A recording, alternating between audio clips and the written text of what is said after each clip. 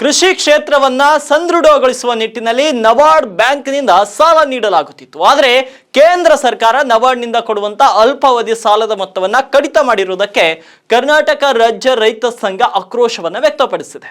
ಕಲಬುರಗಿಯಲ್ಲಿ ಮಾತನಾಡಿದಂತ ಸಂಘದ ಜಿಲ್ಲಾಧ್ಯಕ್ಷ ನಾಗೇಂದ್ರಪ್ಪ ಥಂಬೆ, ಕಳೆದ ವರ್ಷ ನಬಾರ್ಡ್ ಬ್ಯಾಂಕ್ ಕರ್ನಾಟಕ ರಾಜ್ಯಕ್ಕೆ 5,600 ಕೋಟಿ ರೂಪಾಯಿ ನೀಡಿತ್ತು. ಆದರೆ ಪ್ರಸ್ತುತ ಕೇವಲ 2,340 ಕೋಟಿ ರೂಪಾಯಿ ನೀಡಿದೆ. ಇದರಿಂದಾಗಿ 5 ಲಕ್ಷದವರೆಗಿನ ಶೂನ್ಯ ಬಡ್ಡಿ ದರದಲ್ಲಿ ಸಹಕಾರಿ ಸಂಸ್ಥೆಗಳ ಮೂಲಕ ನೀಡುತ್ತಿದ್ದಂತ ಅಲ್ಪ ಅವಧಿಯ ಸಾಲಕ್ಕೆ ಕುತ್ತು ಬಂದಂತಾಗಿದೆ ಅಂತ ನಾಗೇಂದ್ರ ಥಂಬೆ ಅವರು ಆಕ್ರೋಶವನ್ನ ವ್ಯಕ್ತಪಡಿಸಿದ್ದಾರೆ.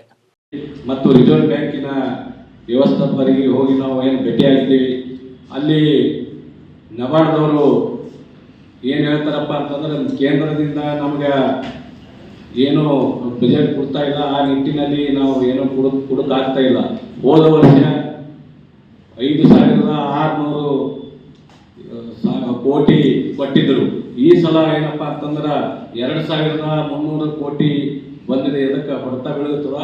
ಆ ನಿಟ್ಟಿನಲ್ಲಿ ಈಗಾಗಲೇ ಮೈಕ್ರೋ ಫೈನಾನ್ಸ್ ಏನು ಕರ್ನಾಟಕ ರಾಜ್ಯದಲ್ಲಿ ಏನು ಅವಳಿ ತಂದಿಟ್ಟಿದೆ ಮತ್ತು ನಮ್ಮ ಕಲಬುರಗಿಯಲ್ಲಿ ಬಹಳಷ್ಟು ಜನರು ಇವತ್ತೇನಪ್ಪ ಅಂತಂದ್ರೆ ಒಂದೊಂದು ಹಳ್ಳಿಯಲ್ಲಿ ಕೂಡ 50,000 ಮತ್ತು 1 ಲಕ್ಷ ಬ್ಯಾರೆದವರು ಹೆಸರಿನಲ್ಲಿ ಕೂಡ ತಗೊಂಡು ಏನಪ್ಪ ಅಂತಂದ್ರೆ ಕೊಟ್ಟು ಅವ್ರು ಏನಪ್ಪ ಅಂತಂದ್ರೆ ಇವತ್ತು ಮೈಕ್ರೋ ಫೈನಾನ್ಸ್ ನಮ್ಮ ರೈತರಿಗೆ, ಬಡ ಕೂಲಿ ಕಾರ್ಮಿಕರಿಗೆ ಒಂದು ಗುಳೆ ಹೋಗದಂತ ವ್ಯವಸ್ಥೆಯನ್ನು ತಂದಿಟ್ಟರ.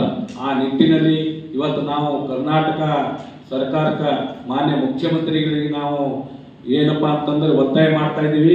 ಇವತ್ತಿನ ದಿನ ನಮ್ಮ ಕಲಬುರಗಿಯಲ್ಲಿ ಯಾವುದೇ ಕಾರಣಕ್ಕೂ ಯಾರೂ ಕೂಲಿ ಕಾರ್ಮಿಕರು ಎಲ್ಲಿಗೆ ಬೆಂಗಳೂರು ಮತ್ತು ಮೈಸೂರು ಮತ್ತು ಬಾಂಬೆ ಪುನಃ ಗುಳೆ ಹೋಗ್ತಾ ಇದ್ದಾರೆ. ಆ ನಿಟ್ಟಿನಲ್ಲಿ ಏನಪ್ಪ ಅಂತಂದ್ರೆ ಅದು ಆಗಬಾರ್ದು. ಈಗಾಗಲೇ ಮೈಕ್ರೋ ಫೈನಾನ್ಸ್ ಏನಪ್ಪ ಅಂತಂದ್ರೆ ಒಂದೊಂದು ಈಗ ನಮ್ಮ ಆಳಂದ ತಾಲೂಕಿನಲ್ಲಿ ಒಂದು ಕಣಮಸತ್ತು ಗ್ರಾಮ ಅದ. ಆ ಗ್ರಾಮದಾಗ ಮೈಕ್ರೋ ಫೈನಾನ್ಸ್ ಅವ್ರು ಏನಪ್ಪ ಅಂತಂದ್ರೆ ಒಂದು ದುಡ್ಡು ಕೊಟ್ಟರೆ 50,000, 1 ಲಕ್ಷ ಶಾಣ ಮಾಂಗ ಬರ್ಬೋ ಅಂತ ಹೇಳಿ ಅವ್ನು ಮ್ಯಾರೇಜ್ ಆಗಲ್ದೆ ಅವ ಎಲ್ಲಿಗೆ ಹೋಗ್ಯಾನೋ ಗೊತ್ತಿಲ್ಲ, ತಾಯಿ ಕರ್ಕೊಂಡು ಹೋಗ್ಯಾನ. ಹೀಗಾಗಿ ಇವತ್ತೇನಪ್ಪ ಅಂತಂದ್ರೆ ರೈತರು ಆತ್ಮಹತ್ಯೆಗೆ ಒಳಗಾಗ್ತಾ ಇದ್ದಾರೆ. ಈ ಮೈಕ್ರೋ ಫೈನಾನ್ಸ್ ಇರಲಿ, ಇವತ್ತು ಬ್ಯಾಂಕ್ ಸಾಲ ಇರಲಿ, ಇವತ್ತು ಮೈಕ್ರೋ ಫೈನಾನ್ಸ್ ಕಡಿವಾಣ ಹಾಕ್ಬೇಕಂತ ಹೇಳಿ ಮಾನ್ಯ ಮುಖ್ಯಮಂತ್ರಿಗಳಿಗೆ ನಾವು ಇವತ್ತು ಒತ್ತಾಯ ಮಾಡ್ತಾ ಇದ್ದೀವಿ.